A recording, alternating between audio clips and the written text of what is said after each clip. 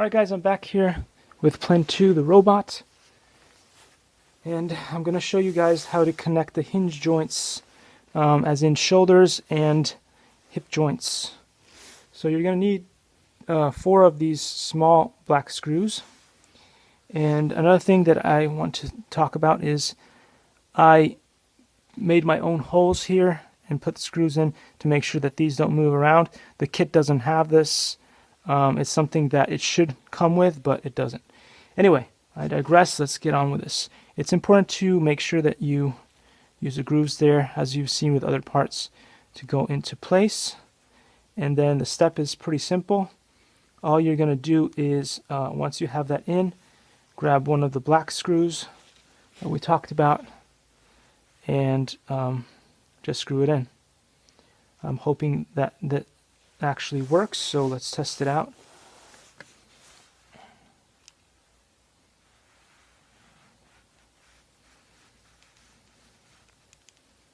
I hope that is the correct screw, because otherwise I'm not sure what we're going to use.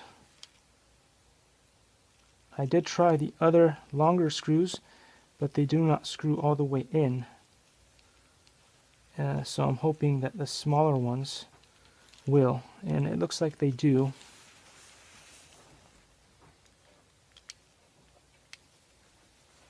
I'm not sure about going all the way in, but we will try. And it looks like they do.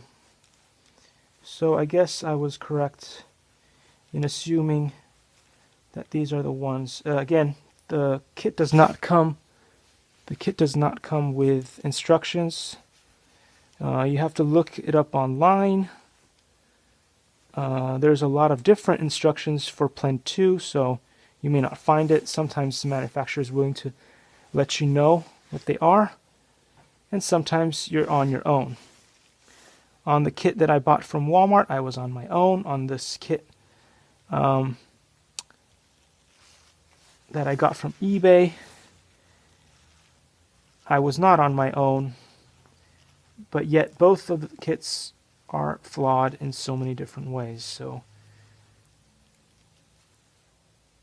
alright, so anyway, we're going to do the same thing for this, and what's important here is to note that for the shoulder, this part is aimed downwards, and for the hips, this part is aimed inward. And once that's all connected, you'll be able to slide in the legs into position.